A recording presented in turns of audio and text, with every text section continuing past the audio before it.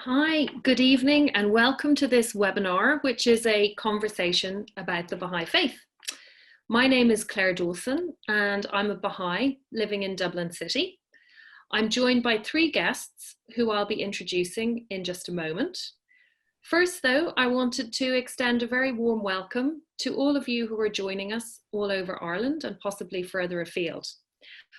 All four of us here are ordinary Baha'is talking about some of the questions we're commonly asked about the Bahá'i Faith, which we thought we could share with a wider audience. It's not a formal presentation, and we don't claim to be experts or academics on the Bahá'i Faith, but all the guests here are speaking from personal experience and understanding. There is also a chance for you to ask questions, which you can do by going to the chat function at the bottom of your Zoom screen and writing your question there. Your question will be visible to the four of us, but it won't be visible to other viewers and attendees. I'll pick up your questions and I'm going to put them to the panel towards the end of the webinar. And we're going to finish up at about 9 o'clock. So now I'm going to introduce the guests that are here with me this evening. Mcguire is from Limerick originally and now lives in Ennis. He's head librarian at the Central Library of Limerick, and he's married with 2 adult children, and he's a big music fan. Melania Mora Thomas is from Costa Rica originally, but she's been living in Ireland for 3 years. And Melania is an economist at Comreg, which is the telecommunications regulator.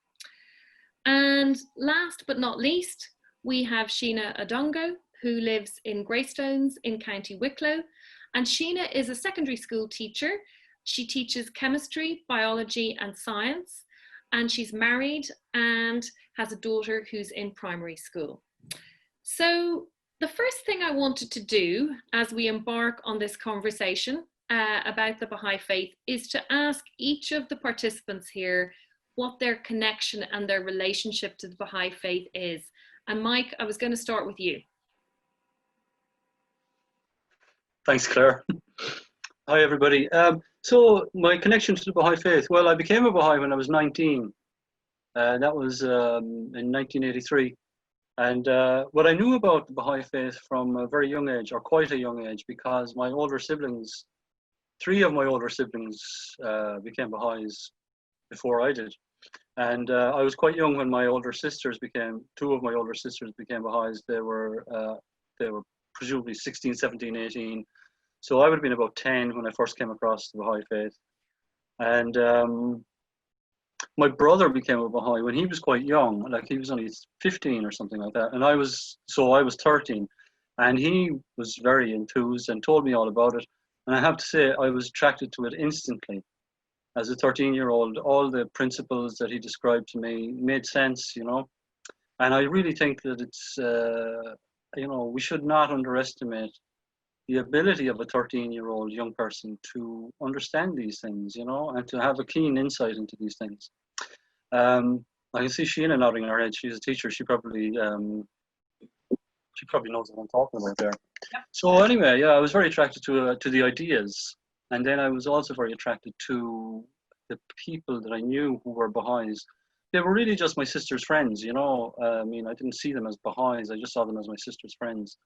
But I really loved them and loved being around them, and they loved me. And they were, I mean, without it being kind of, you know, schmaltzy, you know, I don't mean that. But you know, they were very cool, but they were very cool with me as well. You know, I was only 10, 11, and they just treated me like I was one of them, you know. Anyway, I loved that.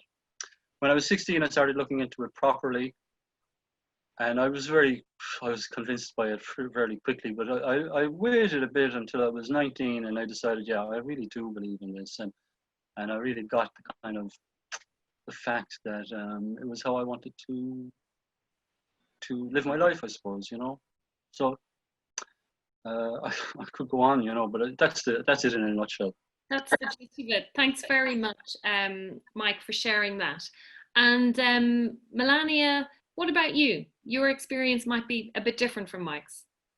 Yeah, it is indeed. I didn't find the Baha'i faith at any point because I was born into a Baha'i family.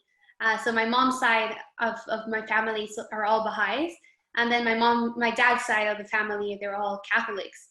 So the Baha'i faith was really present when I was growing up. It informed my mom's parenting. It informed the worldview that she shared with us. But nonetheless, both of my parents really encouraged me to look into other religions, because they always really encourage one of the principles of the Baha'i faith, which is on the independent investigation of truth, which says that we all have the right and the responsibility to search what is that truth for our own selves, and to not blindly believe in something. So they did encourage me to look around, and at some point growing up, I did get curious about other religions. But I would stay over at a friend's house, and then the next day it was a Sunday, so I would end up going to mass with my friends, and then my parents had no problem with that. But at some point I did really decide for myself that I wanted to be a Baha'i as well, because the teachings of the religion made a lot of sense to me. But also when I was looking into other religions, I just thought they were all so beautiful in all the writings. And I kind of ended up deciding that, as a Baha'i, then I'm able to believe in all of them and see them as divine revelations, and just follow the teachings for the one who I believe is the one for today, for this day. So yeah, somewhere growing up, I within myself decided to become a Baha'i as well, and that's how I've lived my life since. That's really interesting, Melania. So the principle of the oneness of religion, really, and the fact that all the religions come from the one God, and the Baha'i faith accepts the previous religions, was fundamental for you in deciding to be a Baha'i and to live your life as a Baha'i.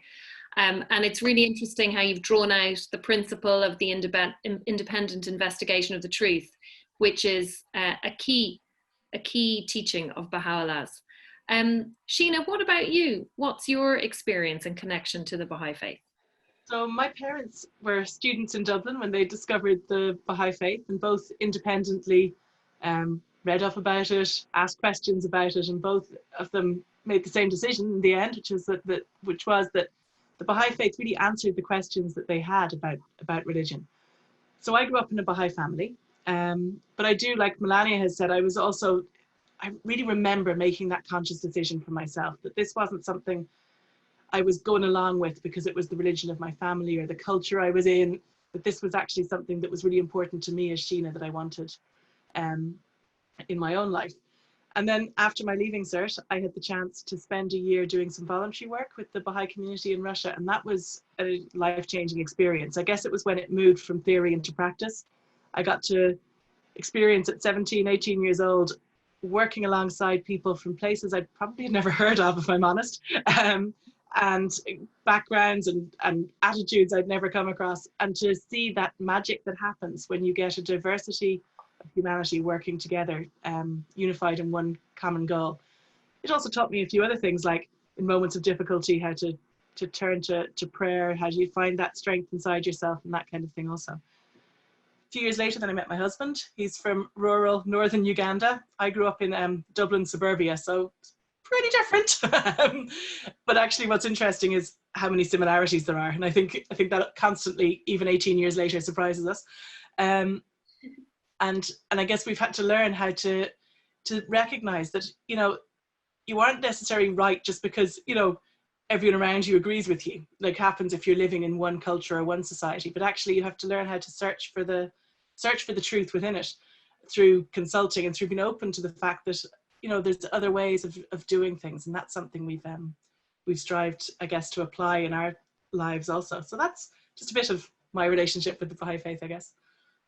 And that's also another very interesting perspective, Sheena, because again, I think the principle of the Baha'i faith that you're talking about there really is the oneness of humanity. So Melania spoke about the oneness of religion. You're speaking about the oneness of humanity and this idea of unity and diversity, and how you saw that in action when you were in Russia on a volunteer year, and then also in your marriage to someone who's from a very different background and different culture. So that's fascinating. So we thought it was important for everyone to understand, I guess, how our three guests here who are speaking and answering questions today relate to the Baha'i faith and what their journey has been. And I think that's been really helpful, and it's been really interesting to listen to that. So coming on to some of the things that I think we're often asked about the Baha'i faith and about being a Baha'i. And one of them, of course, is the Baha'i view of God and whether Baha'is believe in God. And Mike, I was going to come to you for that question. Yeah, well, the quick answer is yes, Baha'is do believe in God. But then, you know, we don't have a visual concept of that being. You know, we regard God as an unknowable essence of love and power, and we don't have any way of really having any understanding of that essence, except through what the term people use as messengers.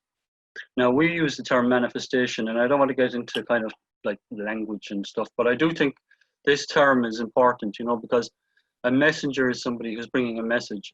We use the term manifestation to refer to these beings that appear from time to time amongst humanity, and we, rather than using the term prophet or messenger, we use the term manifestation because what they are beings that manifest the qualities and attributes of God, and also relate to us whatever it is that divine essence, that unknowable essence, wishes humanity to know.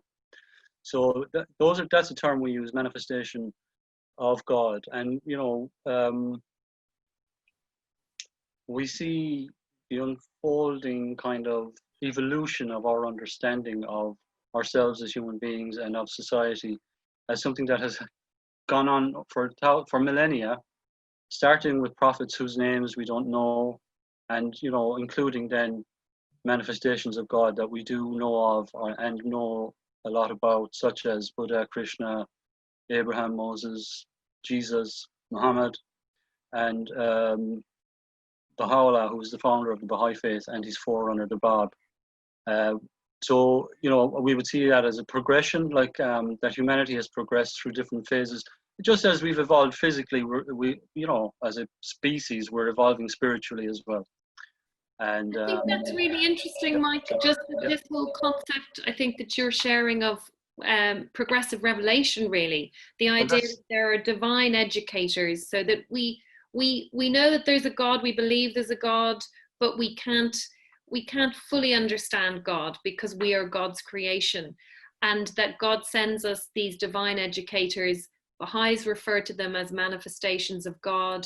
Other people might refer to them as prophets or messengers of God, and that they've come to us down through the ages to give us guidance according to our capacity at the time. And Mike, I think you had an interesting analogy that you were going to use in relation to that, in sort of, you know, the progressive revelation of religion and what it might be likened to. I think you're probably referring to this image that we use, or analogy that we use, about the school progressing through school. And as you're, you know, as you're in the junior classes, you learn a certain amount. Now, your teacher has the capacity to teach you much more than they are teaching you, but they have to gauge what you need. So in a similar way, the manifestation of God gives humanity the message that it needs at a given time in its evolution or in its development. And gradually humanity progresses, so the message can become more complex and more detailed. You know, like, very quickly, sorry, I might be saying too much now, but I just wanted to mention, you know, this thing about the progression. Like, you know, the religions that we are most familiar with would be Judaism, Christianity, Islam, and for us, Bahá'i Faith. Judaism, the central teaching of that, if you had to distill it to one word, would be obedience, you know, obedience to the law. Christianity, one word would be love your neighbor. Islam, one word would be submission to the will of God. And Bahá'i Faith is unity. And you need all of those other things to be able to establish unity. So it's all an integrated whole, you know. Sorry. No, that's moving on to somebody else. No, that's brilliant, Mike. Thanks very much for that explanation.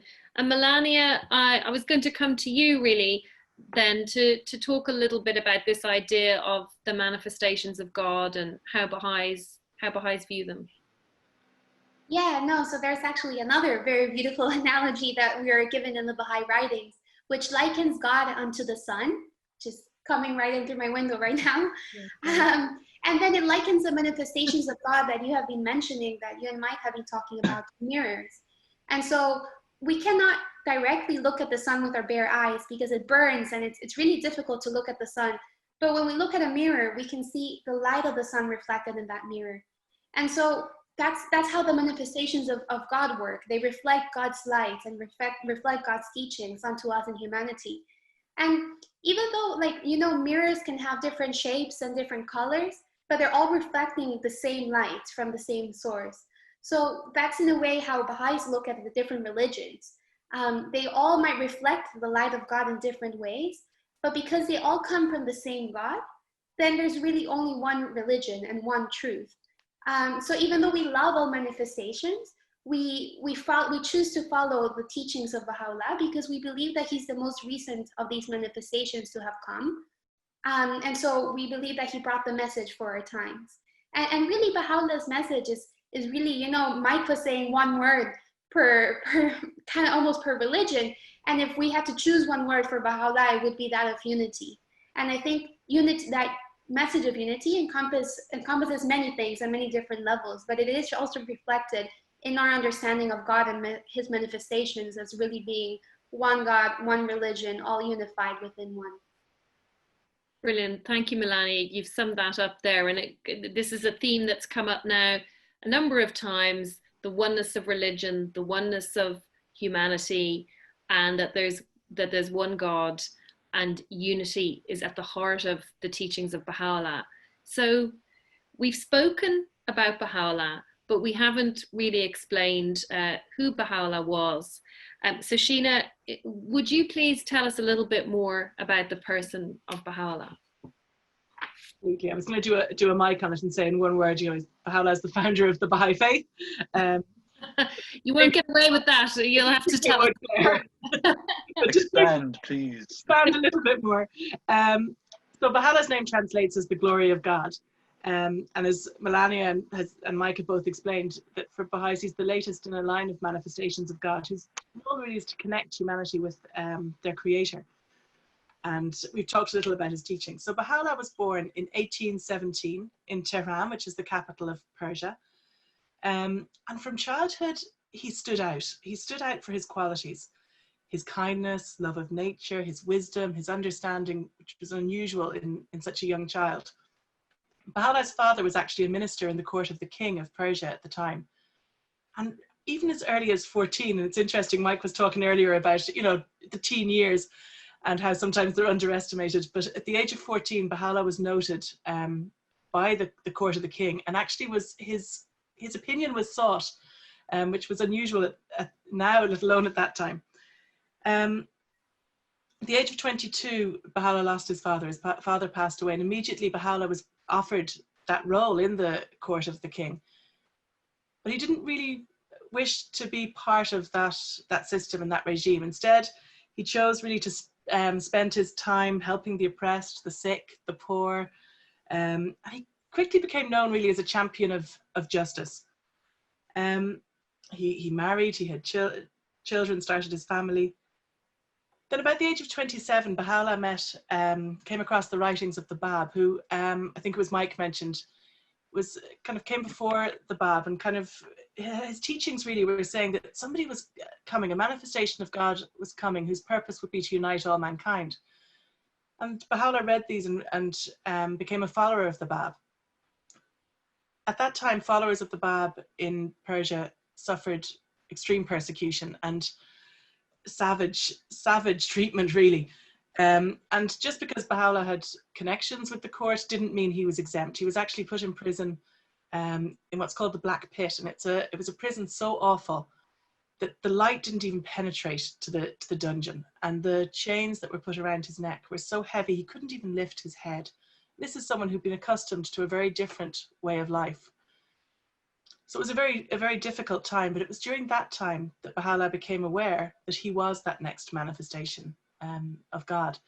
And he didn't announce it at that point or make it known. When he was released from prison, the decision was made that he should be exiled from his homeland. And in the depths of winter, with his family and his children, they were sent across the mountains in the snow with very little provisions for the journey to Baghdad. And within his time there, he became really famous for those same qualities that were noticed as a child, as a teenager, that kindness, the wisdom, the guidance he was bringing. And people traveled from around the city, from around the country and the other countries in the region to meet Baha'u'llah, to get comfort from his presence and to seek his wisdom.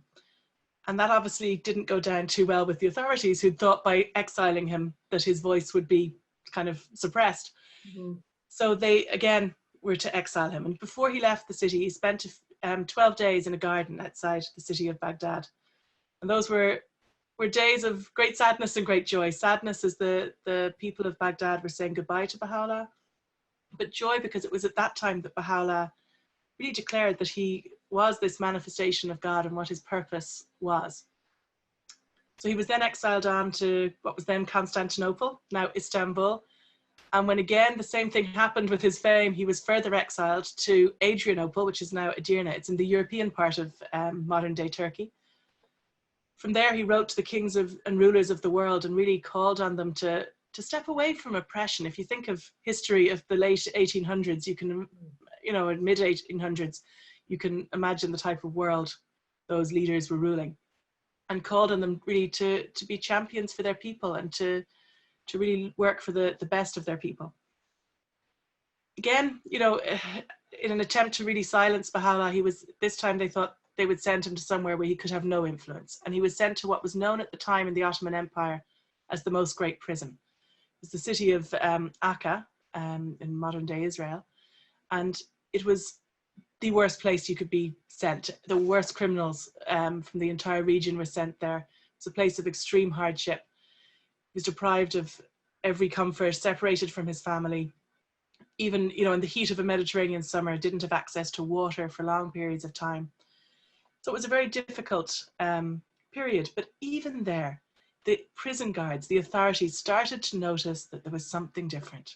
They started to realize that even in those conditions, Baha'u'llah was bringing comfort to people, that his teachings were having an effect on those around them that was positive. And they started to really become more and more convinced of his innocence. And towards the end of his life, he was able to live under house arrest in the outskirts of the city. And he passed away there in 1892. So in terms of religious history, it's all relatively recent. I think in terms of, when I think about what Baha'u'llah brought, it is that thing where he sort of raised this banner of universal peace. He revealed the word of God, as in he affected his followers, but also his enemies even were affected by him. He brought teachings that were revolutionary then and now, things like the equality of men and women, the elimination of prejudice. And he gave us a blueprint really of how humanity can work together to live in peace and harmony with each other, with our planet. So it was a remarkable life and a remarkable, I guess, mission that he had. Sheena, thank you so much. That's really comprehensive and yet concise account of the life of Baha'u'llah and also his mission, really, and why he came. I don't know if Mike or Melania had anything they wanted to add, but it was really interesting what you had to say, Sheena. Thank you. So I suppose one of the other questions that comes up a lot, not just when we're talking to our friends about the Baha'i Faith specifically, but just in general, and I think the world is going through a period of turmoil at the moment, and lots of questions are being asked. And one of them that comes up a lot is, what's the meaning in my life? What's the purpose of my life? What should I be doing with my life? How should I be approaching my life? And what is it that Baha'u'llah tells us about that? Sheena, I'm going to come to you first. Because I'm known for my brevity. I think, I'm sure the others will add many things to this, but so I'll try and be brief this time. But I think Baha'u'llah really gives us a sense of our potentialities as humans. You know, that we're created noble, that we're created good, that every single one of us, no matter who we are, where we are, what our experience is, has this capacity to embody all these virtues: kindness, trustworthiness, generosity, truthfulness, that those are our, I guess, our true selves. I guess he explains that we're a lot more than just the mere bunch of atoms that make us up in our material form, that we have this inner spirit or soul, or our, I guess, our true self. And I guess depending, people have different ways of describing that. Like sometimes when I was a child, I used to picture it as like a bag where all the good stuff got stuffed that was kind of carried around inside us. I don't think I've matured much past that understanding. But I think really that it is that this soul, the spirit of ours, is that home of love, of laughter, of kindness and empathy, and of everything that we find attractive in each other, really. And that I think Baha'u'llah has given us that sense that we are, as humans, capable of so much and capable of being such a positive force in the world. And that's one of the things I love about the teachings of Baha'u'llah. Yeah, it's very inspiring. It's very uplifting, isn't it? For us to think in that way about our capacity, our potential. Melania, did you have any thoughts on that question? What our purpose is, what our meaning is? Yeah, no, it's hearing Sheena describe qualities as a bag of all the goodies. It's it's a better analogy than what I had planned to say. But there's this analogy also that it's in the Baha'i writings about our soul being in this world, just like a baby would be in a mother's womb. So a baby in a mother's womb knows that he or she or it has to develop all these faculties and like hearing and sight, and that it has to develop legs and hands, and it doesn't necessarily know why and why it would use sight for, what are legs for, and it doesn't know what this world looks like, but it knows it has to develop, and that its condition in this world is going to be dependent on how much it can develop in the womb. And so our souls are in this world in that way. We are developing the spiritual qualities that Sheena mentioned, like kindness and generosity, because we will meet them in the next world, really. So when I think about what Baha'u'llah tells us about a purpose in life, it's really twofold. On one hand, we need to attend to our intellectual and spiritual growth, just as with this analogy, we need to be developing this faculties. But at the same time, we need to impact the transformation of society. We need to play a role in improving the world as it is. And so to do these two things, we need to have a variety of capacities and of praiseworthy attitudes, and we need to acquire knowledge and understanding and skills. And I think really the way to acquire all these qualities and skills is through service. And service is something that's really, really promoted within the Baha'i teachings. And I think Mike can say much more about service than myself. Pass the ball. Yeah, so Mike, you were going to speak a little bit about, this focus on service and being of service to humanity. I will, yeah, but can I, if you don't mind, I just want to refer back quickly to the concept of unity, which we've all kind of said, oh, this is the main kind of teaching of the Baha'i Faith. I just felt, just struck me that we should point out as well that we're talking about unity and diversity because people fear uniformity, as I would fear uniformity. And, if there's anybody listening to us talking who thinks that unity and diversity is a phrase from the 1990s or something, I can tell you that it's a phrase from the Baha'i teachings from 150 years ago. That unity is the principle of the Baha'i Faith. It's a unity that cherishes and appreciates the diversity of the human race. And so I just thought, because people have a correct fear of a uniformity being imposed upon everybody in the world, that everybody has to dress the same and sound the same.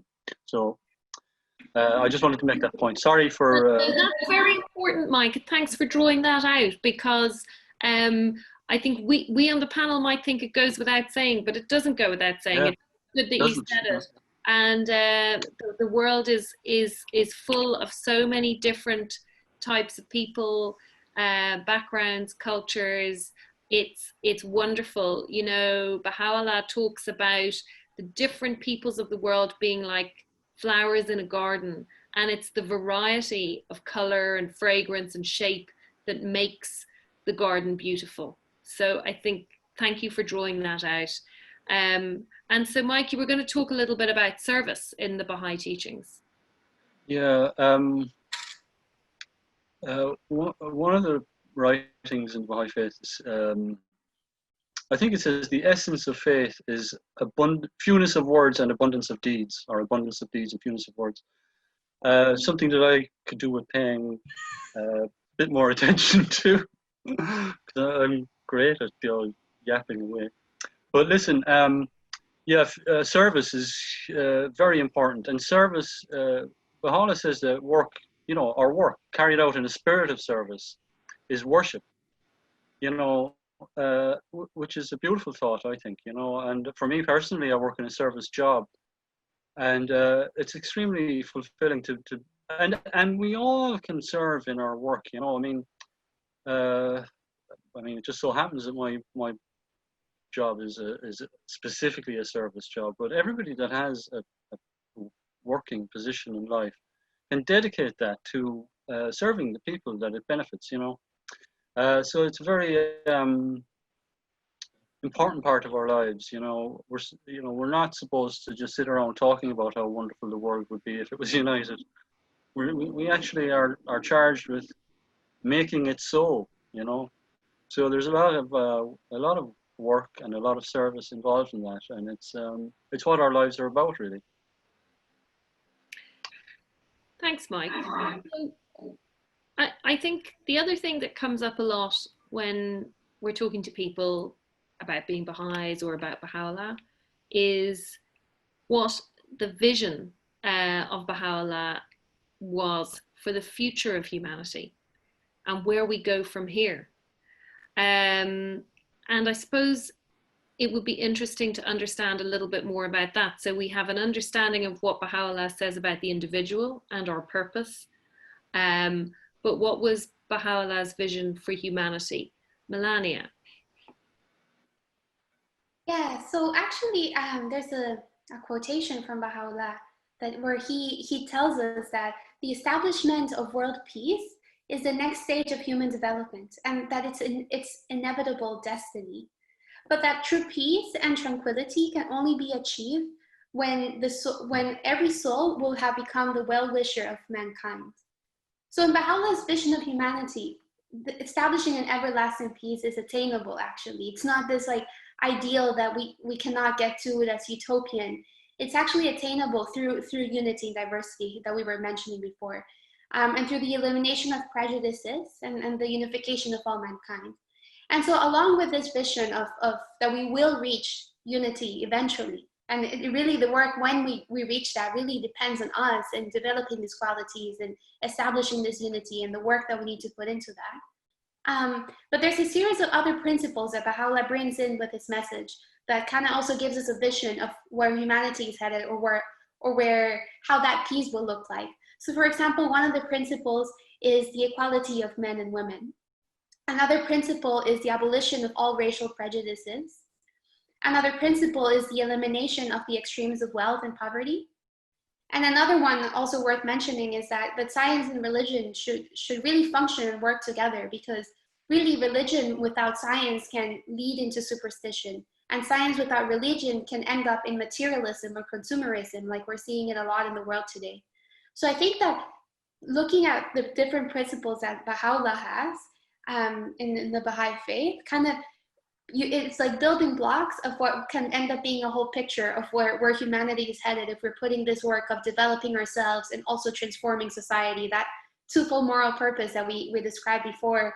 So I think it's a really positive vision, and it's really just about how much work we put into this. Thanks, Melania. And Sheena, did you have anything else to say about that? I think you had a few other comments. I think Melania's covered a lot there, and I mean there is so many teachings of Baha'u'llah that really are, like as I said earlier, a blueprint almost for how we can live. I was thinking as Melania was talking that the root cause of so many problems in the world is actually ignorance. It's actually that's the thing that makes us see some people as other from us. It's the thing that creates fear. It's the thing that causes us to retreat away from people. And I think the solution to that is education. Never guess I was a teacher, would you? But really that that education changes that. And it has to be true education. It has to be education that talks about who we are as humans, and that nobility, I guess, that we were talking about earlier, and about those virtues that we can have, because that, through that understanding of who humans are, we can overcome a huge amount of that ignorance and work towards a unified humanity. I think it also leads to a society that's built really on a foundation of justice. You know, we feel the suffering of one part of the world as if it's the suffering of ourselves, and we feel that connected to the rest of humanity. And I think that is something that the world needs to strive towards. And I think we're seeing glimmerings of it at the moment, where you can see world organizations talking about how, you know, we need to work together as a global community in order to find solutions to the problems we're facing. We won't solve climate change. We won't solve health crisis. We won't solve all of these economic crises, the extremes of wealth and poverty, without working together across the globe. So I think there's a lot in the teachings of Baha'u'llah that address that. So really what both, I think, yourself and Melanie have said is that there are principles there in the Baha'i Faith that really address the needs of humanity right now, and the questions that are being asked, the problems of the world today. And these are all wonderful principles. I think so many people would agree and want to sign up to these principles.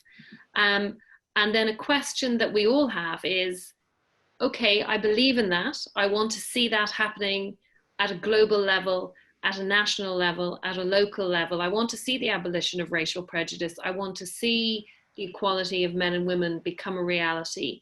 But how do I contribute to getting us there as a community, as a society?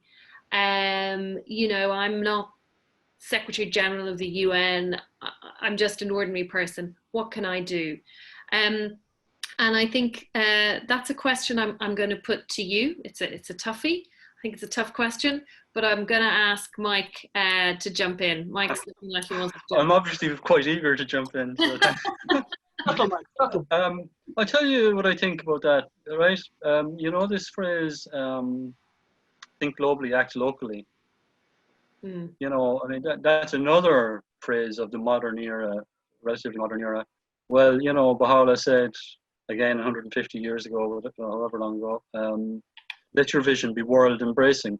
He said that in a world that had no cars, it had no trains, you know, it had no telegraph. I don't think it had internet. Definitely didn't have airplanes. So, you know, that's what Baha'u'llah said, let your vision be world embracing. Okay, and of course, another thing, a meme that I've come upon on Facebook a few times is that quote from Gandhi, which is a wonderful quote, which says, be the change that you wish to see in the world.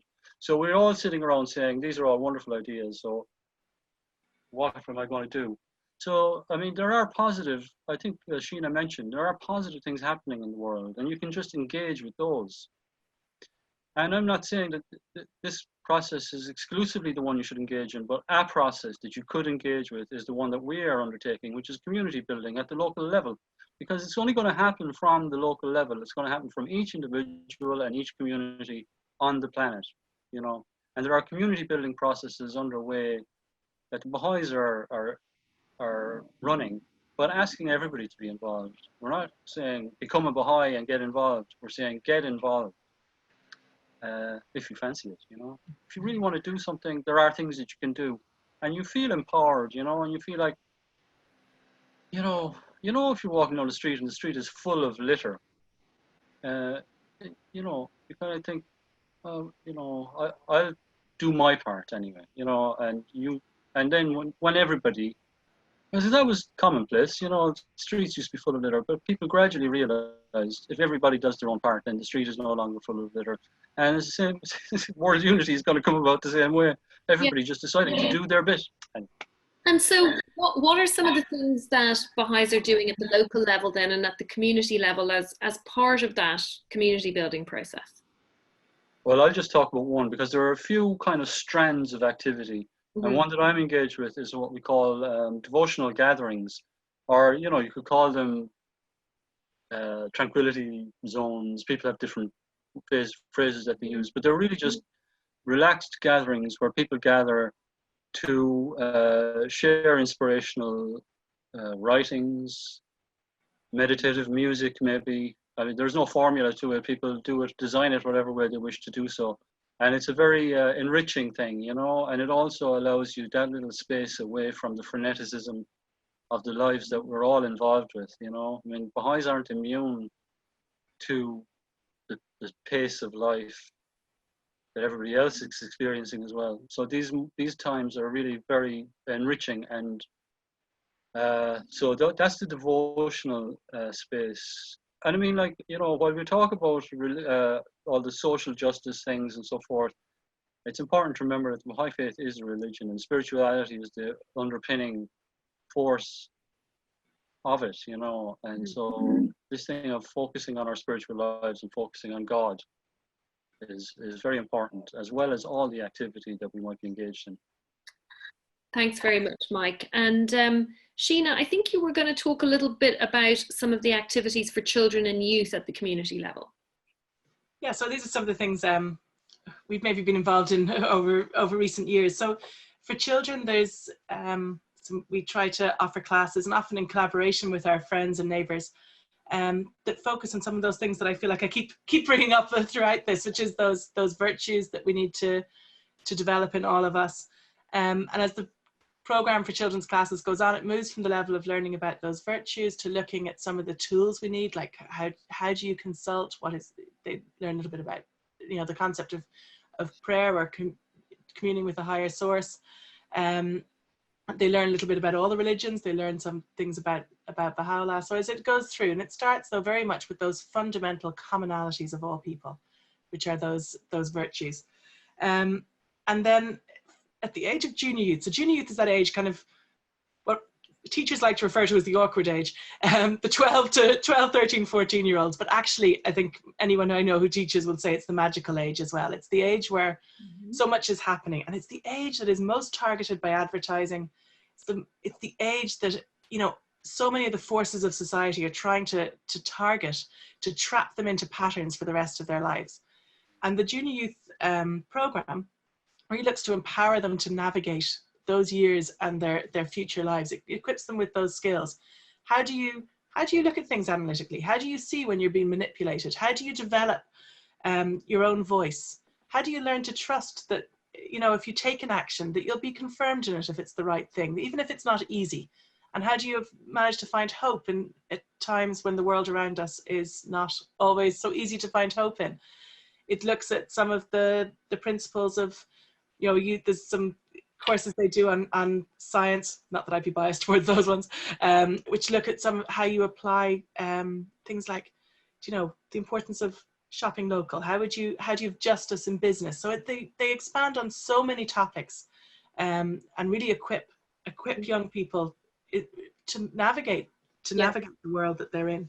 It just sounds like a fascinating program, and there's a lot more that we could go into about, I think, the children's classes and the junior youth spiritual empowerment program, because it's really about empowering young people on so many levels. Melania, you were going to speak a little bit about study circles. Yeah, so study circles are community spaces where people come together to deepen their understanding of Baha'u'llah's vision to build a better world, really.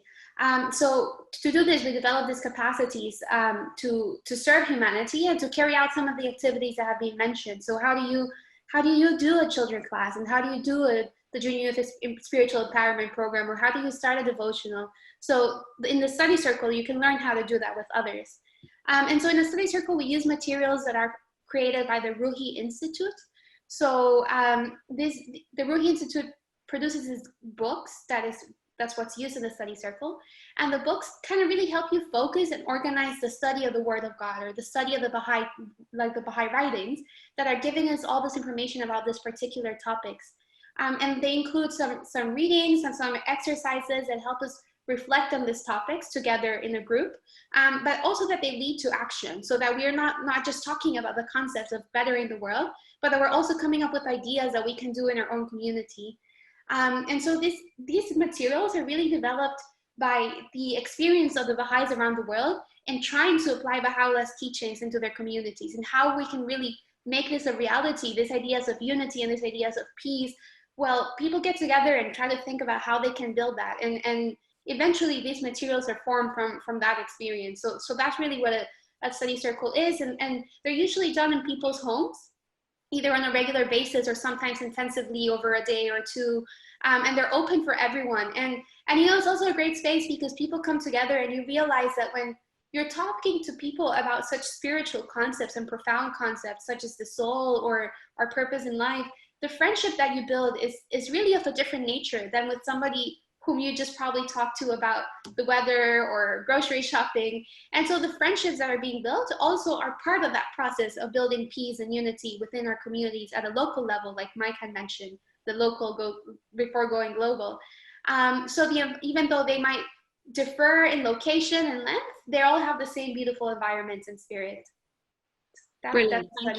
Thank you, Melania, for that explanation. So all of these community building activities that Baha'is are involved in with their friends and neighbors and families are really designed to address, I guess, this twofold moral purpose that Melania, you were speaking about, the idea that we have to grow as people, spiritually and intellectually, and to do that we have to raise our capacity to serve and to have an impact on transforming society. And the two things are inextricably linked. So it's an educational process really designed to raise our capacity to be of service to humanity. So I'm conscious of time because we're due to finish at 9, and we're running over a little bit. But the next question that I think, we often get asked as Baha'is is, what's your day-to-day life as a Baha'i like? And what is the impact that the Baha'i teachings have on you? Melania, I was going to come to you. Yeah, so the Baha'i Faith, like the Baha'u'llah's writings, have informed really my worldview, and a lot of the decisions that I make in my life are informed by what Baha'u'llah tells us how to lead our lives. But when I think about the day-to-day impact of the Baha'i teachings in my life, really two things come to mind. The first one is prayer. So we're asked in the Baha'i writings to read the holy writings every morning and every night, and to reflect on them throughout our day so that they can have an impact in our day, in the words that we say and the actions that we do. And we really see prayer as nourishment for our souls. Just as food would be for our physical bodies, it's something that's absolutely necessary for our soul's development, and also related to our health, our spiritual health, which is also linked to our physical health. So prayer would be one of the first components. And then the second component is this idea of bringing ourselves into account each day. So this practice is kind of really reflecting on how your day went. And for me, it really keeps me accountable for my actions and my words, but also in a constant growth, because every day I'm thinking, what did I do wrong? What could have done better? What did I do well? And which opportunities of serving somebody did I miss out that I can look out for next day? Baha'u'llah says we should let each morning be better than its eve. And I think that it's really in this practice, a daily practice of bringing ourselves into account that we can achieve this. And Abdu'l-Baha, Baha'u'llah's son, says that we should strive that every day our actions may become beautiful prayers. So when I think about how beautiful a prayer is, how can we mirror that in our daily activities? So I think through prayer and this process of reflection on our days and how prayer impacts our words and actions is the daily impact that being a Baha'i has for me. Wow, that's really beautiful, and it really integrates a lot of things together, what you've said, Melania. Sheena, I think you were going to talk a little bit about being a Baha'i in a family setting, having a young child, that kind of thing. But please keep it brief, Sheena, because we're coming up against a time, we're in a time crunch here. Sure, gotcha. As a science teacher, I guess I'm all about questions, because that's what science is all about. And I think that's one of the things I see raising a child, is that my role as her mum is to facilitate the asking of those questions, to facilitate her understanding the world, that I don't get to decide what her path will be, what her choices will be, but I get to facilitate her to be curious, to want to learn more, to want to find out. And I think that's a real privilege in as a parent, and then also in my profession I get to do a similar thing. So I guess for us in our home, we say prayers together as a family in the evening as our daughter's going to bed. We try to have our daughter attend some Baha'i classes, so she's in a space where she can talk with her friends about some of these concepts of virtues, and that she's in that environment, which is really important. If you want to nourish those capacities, you need to create the environment where that can happen. I think it's really important to say as well that Baha'is are far from perfect. I think anyone who knows us probably knows that already, but that maybe not Mike. He's pretty perfect. No. But that really what we're doing is trying. The ideals that Bahá'í sets out for us are pretty high, and that we're not going to get there. But every step we take is a little step, and that actually those small actions make a huge difference in the world, I think. Very important point to make there, Sheena. I think that, the message of Baha'u'llah and the ideals of the Baha'i Faith are, these are standards of perfection, counsels of perfection. But as individuals, like everybody, we have our shortcomings and our difficulties and our challenges. So we're just trying little by little and day by day to put things into effect. Another question, very quickly, Mike, that I sometimes get asked is, are there clergy in the Baha'i Faith? Who are the leaders? How does that work? Yeah, that is a common question, isn't it? Short answer is no, there is no clergy in the Baha'i Faith. Baha'i Faith, as I said earlier, humanity has been kind of evolving spiritually, and Baha'i Faith describes humanity now as being on the cusp of adulthood. As a whole, humanity was a child at the time of Moses and has grown to the cusp of adulthood. And one of the things is we are each capable now. There was a time when maybe human beings weren't, but now we are each individual capable of managing our own spiritual lives and capable of taking on that responsibility. So there's no clergy to tell us what to do. Now, we do have an administrative system. It's not a free-for-all. We have a system of administration. And I don't think it's necessary to go into detail about it, really, given the time situation. Mm-hmm. But just to know that there's a local body called the Local Spiritual Assembly, there's a national body, and then there's an international body called the Universal House of Justice. Mm-hmm. So it's actually very well structured, but each individual Baha'i manages their own spiritual lives, I think is the essential point. I think a lot of people say, well, I'm kind of spiritual and I believe in God, but I don't believe in organized religion. And often it's because of clergy that they don't believe in organized religion, Mm-hmm. Not to be putting anybody down, but, I think that is a reason. Because clergy are human beings, and can have a corrupting influence over time, maybe, or whatever it is. So the lack of a clergy and the presence of a very clear administrative system is a real plus, I think, for how Baha'i Faith operates. Sorry for going on there. That's great, Mike, and of course... Yeah, you never did that to tell me to stop talking. Those local, national and the international governing body of the Baha'i Faith, they're all elected, so it's a democratic process. Yeah.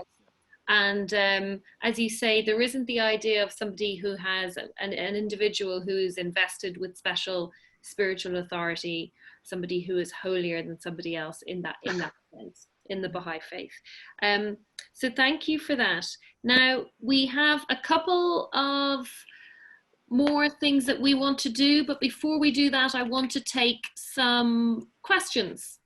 So we've had some questions in. We're not going to be able to cover every single question we've been asked. But Sheena will take care of it, don't worry. I'm going to try in the time that we have to cover at least a couple of them. So one of the questions that's come in, and I'm going to group it together with another question that's kind of on a similar theme, is how does someone become a Baha'i if they are not born into it? Do people have to reject their beliefs in order to become Baha'is? And I'm assuming that means their religious beliefs. So Sheena, I wonder if you could pick up on that. Yeah. Can I talk about the second part of Oh, that? Mike, yeah. Like you too, but yeah. So to become a Baha'i really, it's very simple because it is about your belief. It's whether if you believe that Baha'u'llah is a manifestation of God, and you wish to strive to try to put his teachings into effect in your life, then essentially you're a Baha'i. It's not any magic process that happens. To become part of, you know, maybe the Baha'i community, to get the post, to be able to vote in Baha'i elections for the administration that Mike was explaining, then you can register as a Baha'i, which there's a card you can fill in with your name and address. But actually, it's really a question of your own personal belief. So I'll pass to Mike for the next bit. Yeah, thanks, Gina. I just wanted to mention, in relation to that question, do people have to reject their original belief in order to become a Baha'i? If somebody has a belief in Jesus or Muhammad, they certainly do not have to reject their belief. My mother actually, my mother became a Baha'i when she was 65 years of age, having been in a traditional Catholic life, you know. And that was a concern of hers, you know, that, you know, she was very attached to her belief in Jesus and her practice as a Roman Catholic. And it took her a while to see that if she kind of accepted her faith in Baha'u'llah, which she did believe in Baha'u'llah, that she wasn't rejecting anything, you know, that it was kind of like a fulfillment of her beliefs. It was like, you know, what's it, you know, if you believe in Jesus, you believe in the return of Jesus, you know, and that's what, you know, without getting into theological stuff, you know, that's kind of what we would see Baha'u'llah is that, you know. And I mean, I think just because we're coming to the close, Claire, can I just say, I think, you know, we're not hoping that tonight we've convinced anybody of anything, but the hope would be that we've made people think, well, this is something I kind of should look into at least. And if that happens, I mean, this has been a well worthwhile exercise, you know. So, I mean, that's what we're claiming, though. We're claiming that Baha'u'llah is that, you know. Yeah. So you can have a choice to say that's nonsense, or, oh, I must look into this and see if it's true or not. Thanks, Mike. And I think, you know, that idea of it's the same light of God in a different lamp, the different manifestations of God, whether it's Jesus or Muhammad or Baha'u'llah or Buddha or Krishna or Moses. I think that's come across, and I think that's really important. Another question that we've had, and I'd like a 30-second answer, please, from somebody. What do the Baha'i teachings say about life after death? Can anyone do it in 30 seconds? I can give it a go if you want me to. I can give it a go. So Baha'is believe that we have a soul that is associated with our body at the time, close to the time of conception, associated with the individual, and that it continues eternally through all the worlds of God after our body dies, and that it makes progress towards God after death. The Baha'i writings say that death is a messenger of joy to the person who has passed away. Because we're released from all the limitations that we have in this world, and our soul is free, and it's a happy state. I don't think we have time to say a huge amount more than that in answer to any of these questions. But Melania, I know you wanted to share some of the words of Baha'u'llah, which give us a bit of guidance about how to approach life. And I thought it'd be nice if you could share those before we finish. Yes, I would love to. So this is just going to be a short quotation or passage from the writings of Baha'u'llah that I wanted to share with all of you. So he says, "Be generous in prosperity and thankful in adversity. Be worthy of the trust of thy neighbor, and look upon him with a bright and friendly face. Be a treasurer to the poor, an admonisher to the rich, an answerer of the cry of the needy, a preserver of the sanctity of thy pledge. Be fair in thy judgments and guarded in thy speech. Be unjust to no man, and show all meekness to all men. Be as a lamp unto them that walk in darkness, a joy to the sorrowful, a sea for the thirsty, a haven for the distressed, an upholder and defender of the victim of oppression. Let integrity and uprightness distinguish all thine acts. Thank you so much, Melania, for sharing those words of Baha'u'llah with us, inspiring, no matter how many times you might have heard them before. So we're coming to the end of our webinar. I'd like to thank all of you who are viewing and listening and participating. I realize we've covered a huge amount of ground in a very short time, and none of us are holding ourselves out as experts. So you may have many more questions or a desire to learn or get involved. As the panelists have said, there are community building activities happening in lots of localities across Ireland, devotionals, children's classes, junior youth groups, study circles, and they're open to everybody of any background and faith. And if you want to know more, you can now shortly on your screen see the details of 2 websites that are going to help you. So there is Baha'i.ie, which is the website of the Irish Baha'i community, and there are local and national contact details on there. And then there's Baha'i.org, which has a lot more information about the Baha'i faith and its teachings and its writings on there. And of course, you can ask your Baha'i friends, neighbors, and family members for more information as well. I'd just like to thank Mike and Melania and Sheena very much for being here today to talk about these topics, and also to the tech team who made this webinar possible and have been assisting behind the scenes throughout. Thanks a lot, and good night to everybody. Thank you all. Good night. Bye. Thank you.